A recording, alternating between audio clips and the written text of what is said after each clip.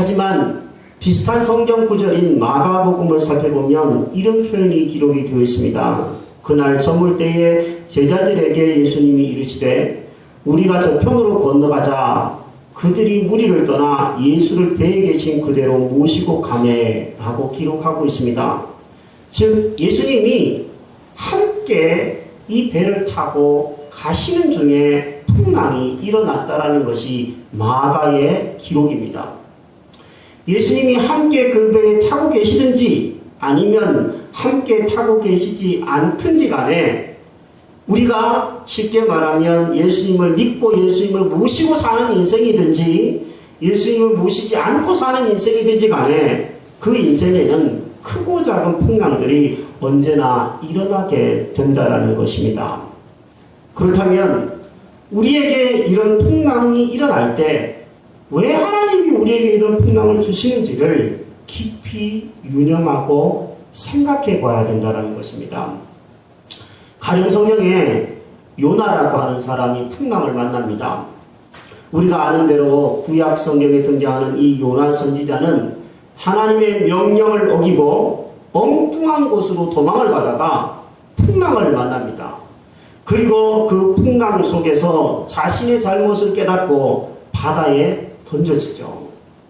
그 풍랑이 그때 잠잠해지고 이 요나는 그 풍랑으로 인해서 정말로 회개하는 사람이 됩니다. 요나에게 풍랑은 회개하라고 주신 풍랑입니다. 하지만 본문에 등장하는 제자들이 만난 풍랑은 성격이 좀 다릅니다. 예수님이 가라 그래서 갔고 더군다나 예수님이 함께 배를 타고 가는데도 일어나는 풍랑이기 때문에 요나처럼 회개해야 될 풍랑이 아니라 그 풍랑 속에서 하나님이 주시는 새로운 메시지가 있다는 것들을 깨달아야만 되는 그런 풍랑입니다. 여러분이 지금까지 살아오면서 만났던 풍랑도 있을 것이고 지금 인생의 풍랑을 만난 사람도 있을 것입니다. 또 앞으로 풍랑을 만날 사람도 여기에는 있을 것입니다. 그때마다 우리는 두 가지 중에 한 가지의 풍랑을 해석할 힘이 필요합니다. 과연 내가 하나님의 말씀에 불순종해서 믿음으로 살지 않아서 회개하라고 주신 풍랑인지 아니면 믿음으로 살고 있는데 나의 신앙을 연단시키고 더 강하게 하기 위해서 주시는 하나님의 은혜의 풍랑인지를 우리는 빨리 깨달아야 할 줄로 압니다. 어쨌든 인생의 바다에는 풍랑이 일어난다라는 것이 이 본문에서 우리가 첫 번째로 묵상하고 배울 수 있는 진리입니다. 풍랑이 일어나면 무섭습니다. 이 본문의 제자들도 지금 매우 두려워하고 있습니다. 때는 깜깜한 밤입니다. 아마 낮에 저녁 때쯤 빨리 노를 저어가면 이 호수를 건널 수 있을 것이라고 제자들은 생각했을 것입니다. 그런데 깜깜한 밤이 되었는데도 호수를 여전히 건너지 못하고 있습니다. 지금이야 밤에도 가로등이 이렇게 훤하지만 옛날 우리 어린 시절만 생각해도 밤은 너무 깜깜하고 너무 무서웠습니다. 그 깜깜한 밤중에 배를 저어야 합니다. 더더군다나 큰 바람이 불고 파도가 칩니다. 아무리 어부가 많은 제자들이라고 그래도 그 밤바다는 너무 무섭고 두려웠을 것입니다. 당연히 이들은 죽음에 대한 공포를 느꼈을 것입니다. 인생을 살면서 가장 큰 두려움 중에 하나는 죽음이 아닐까 싶습니다. 내 앞에 지금 죽음이 다가오고 있다. 이러다가는 내가 죽을 것 같다. 그렇게 느낄 때가 우리 인생에 찾아옵니다. 그것이 어떤 형태로든 찾아오는 것이 있습니다. 그래서 어떤 분은 이런 표현을 했어요. 사람은 살아가는 것이 죽는 것을 연습하는 것과 같다. 이렇게 표현한 사람도 있습니다. 얼마나 사는 것이 힘들었으면 내가 죽겠다, 죽을 것 같다 이렇게 말을 하겠습니까? 그것이 두렵고 그것이 무섭기 때문에 그런 말들을 내뱉는 사람들이 많이 있습니다. 말을 삼가해야 되겠지만 참 그 현실은 얼마나 안타까운 현실인지 우리는 공감을 할 수가 있습니다. 텔레비전에 여러분 보셨을 것입니다. 지난 토요일인가요? 필리핀에는 아주 강력한 태풍이 일어났습니다. 지금까지 기상 관측 이래, 아니 이 지구가 존재한 이래 가장 강력한 태풍이었던 것 같이 느껴집니다. 시속 378km의 바람이 붑니다. 우리나라에 오는 태풍은 시속 아무리 세봐야 50m 정도밖에 되지 않는 걸로 알고 있습니다. 그런데 그 6배 이상이 되는 엄청난 태풍 하이엔이라고 하는 태풍이 필리핀을 강타했습니다. 12,000명 정도가 죽고 실종되었을 거라고 추측합니다. 하지만 추측이지 실태 파악이 전혀 되지 않습니다. 지금도 카메라가 그 지역을 다 이렇게 샅샅이 뒤질 수 없을 정도로 아직도 배편이나 항공편이나 교통편이 완전히 되어 있지 않습니다. 전화도 안 되고 사람이 살았는지 죽었는지 어떻게 되는지도 모르는 아주 그냥 아비규환의 상황이 지금 필리핀의 상황입니다. 오늘 뉴스에 잠깐 보니까 필리핀 GDP의 5%가 이 태풍 때문에 다 날아가 버렸다고 할 정도니까 어마어마한 재산 피해를 입고 인명 피해를 입었습니다. 더 안타까운 것은 먹을 것을 제대로 구하지 못한 사람들이 먹고 사는 문제 때문에 이 죽음의 공포가 다가오자 인간의 아주 악한 본성이 드러난다는 것입니다. 남의 가게를 약탈하고 남의 집을 약탈하고 먹을 것 때문에 사람과 서로 싸우고 심지어 반군과 감옥에서 탈출한 사람이 서로 총구리를 겨누면서 사살을 하는 정말 어처구니 없는 상황들이 지금 지구 한쪽 편에서 벌어지고 있습니다. 사람이 왜 이렇게 될까요?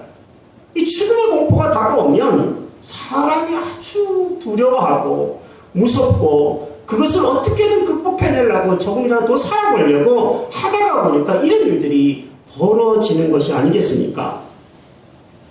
그러나 우리에게 이런 순간이 찾아오고 어떤 죽음의 공포가 찾아올지라도 우리가 잊지 말아야 될 것이 한 가지 있습니다.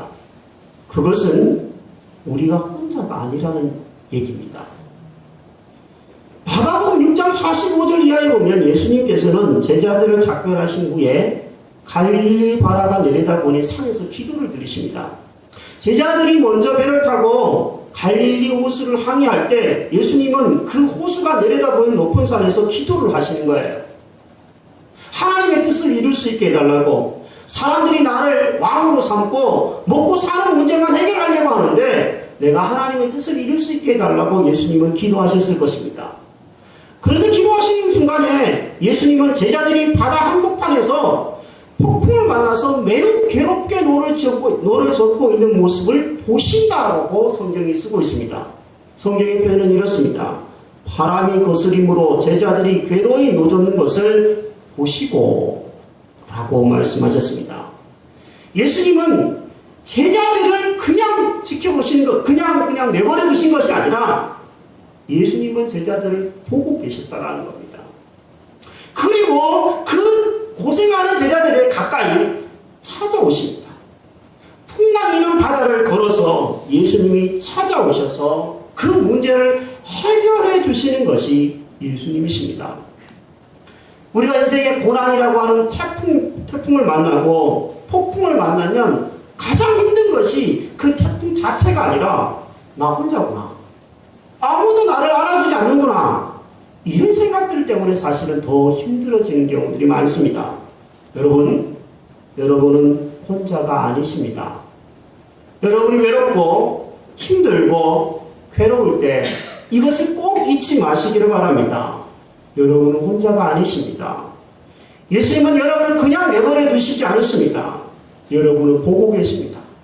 여러분이 얼마나 힘들고 어렵게 노를 젓고 있는지, 인생의 바다를 항해하고 있는지 지켜보시고 계시다가 여러분의 때가 아니라 주님의 때에, 가장 합당하다고 생각되시는 때에 주님은 여러분들에게 찾아오셔서 잠잠게 해 주실 것입니다.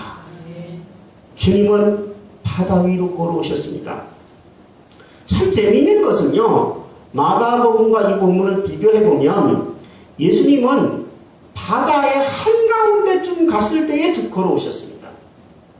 갈릴리 바다는요, 폭이 10km 정도 되는 호수입니다. 그래서 이 이스라엘 백성들에게는 이 호수가 너무 크다가 보니까 바다라고 하는 말을 붙이는데 엄격한 의미로 말해서는 큰 호수입니다. 근데 지금 제자들이 어느 정도 배를 타고 갔냐 하면 10여리쯤 가다가 예수님이 걸어오셨다고 표현을 하고 있거든요. 10여리라는 것은 우리말인데 한 4, 5km 정도 갔다는 얘기죠. 그러니까 이 호수의 폭이 10km인데 절반 정도는 갔다라는 거예요. 열심히 노를 저어서 절반 정도까지는 가는데 더 이상은 나갈 수 없는 것이 이 제자들의 형편이었습니다. 우리 인생도 그렇지 않나요? 내 힘으로 뭔가 해보려고 하면 절반까지는 갈 수 있을지 모릅니다. 하지만 폭풍이 만나면 절반이 아니라 단 1m도 나갈 수 없는 것이 우리 인생입니다. 그때 예수님이 찾아오셨습니다. 또 다른 표현에는 이런 표현이 있습니다. 예수님이 밤 4경쯤에야 제자들에게 걸어오셨다라고 마가복음 6장 48절을 기록하고 있습니다. 밤 4경, 몇 시를 말하는 거냐면 새벽 4시부터 6시 사이를 얘기합니다. 사람의 신체가 가장 약할 때가 언제냐면 요때입니다. 잠이 가장 많이 들려고 할 때가 요때입니다. 가장 피곤할 때가 요때입니다. 그래서 새벽 기도를 매일 나오시는 분은 정말 대단하신 분이에요. 제가 보기에.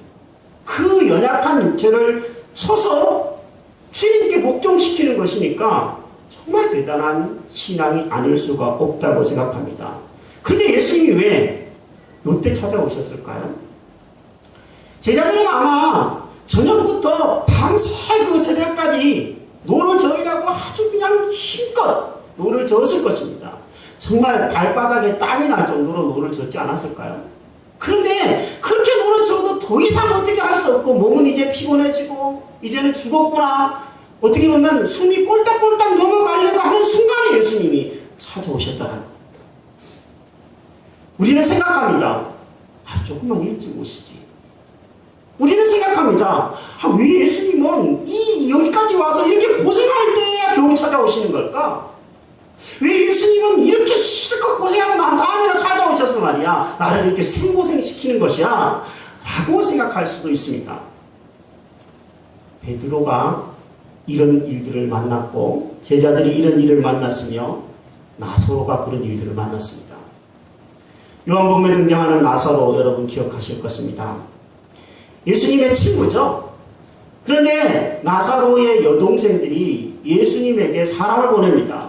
우리 오빠 나사로가 병이 들었으니까 이제 정말 목숨이 위험한 지경까지 이르렀으니까 예수님 빨리 와서 우리 오빠를 고쳐주십시오. 예수님이 일부러 치지 않습니다. 가지 않으세요. 그리고 나서 이 나사로가 죽은 지 나흘이나 되어서야 겨우 예수님이 찾아가십니다. 예수님이 왜 그렇게 하셨을까요? 바빠서요? 아닙니다.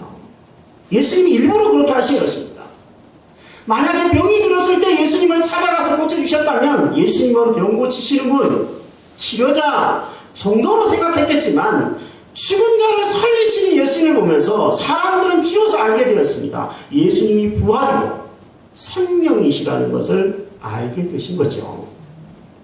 여러분, 왜 우리에게 예수님이 이렇게 덕이 오냐고, 왜 이렇게 응답이 느냐고 우리 절망하지 않았으면 좋겠습니다. 다만 주님의 때가 되면 주님이 찾아오시고 우리에게 왜 그렇게 더디 오셨는지에 대한 모든 이해를 다 시켜주시는 날이 반드시 올 줄로 믿습니다. 여러분이 지금 밤 4경에 있는지 3경에 있는지 죽은 지 사흘이 됐는지 아니면 죽어가는 중인지 영적으로는 알 길이 없습니다. 하지만 여러분 조금만 더 참고 믿음으로 기다려보시고 주님을 초청하실 때 주님은 주의 때에 반드시 찾아오셔서 여러분과 저의 일렁이는 이 인생의 파도를 잠잠게 하실 줄로 믿습니다. 주님이 찾아오면 잠잠해집니다. 주님이 찾아오면 이 본문이 이야기하는 대로 이렇게 됩니다. 이에 기뻐서 기뻐집니다. 배로 예수님을 영접하니 배는 곧 그들이 가려던 땅에 이르렀더라. 제자들이 지금 가려고 하는 땅은 가버나움이라고 하는 땅입니다. 반대편 호수에. 우리는 어디로 가려고 합니까? 우리가 가야 되는 곳은 어디입니까? 궁극적으로는 저와 여러분들이 가야 되는 곳은 저 천국인 줄로 믿습니다. 우리는 그곳을 향해 지금 가는 겁니다.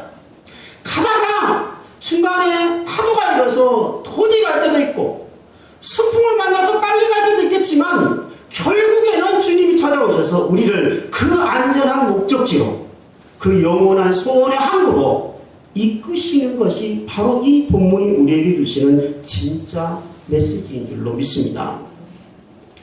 어저께 오채원 성도님에게 신방을 갔다 왔습니다.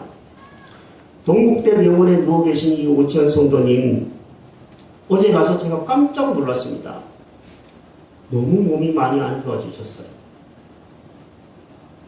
참 안타깝게도 암이 재발되시면서 아직 너무 젊으신 나이라서 그런지 급속도로 암이 번져나가는 것을 느껴요. 저는 잘 모르는 사람인데도 불구하고 그것을 막 느끼겠어요. 말하는 것이 뻥그레졌어요. 뭔 말인지 잘 못 알아먹겠어요. 급기야 어제 갔는데 월요일부터 소변줄을 차고 계시더라고요.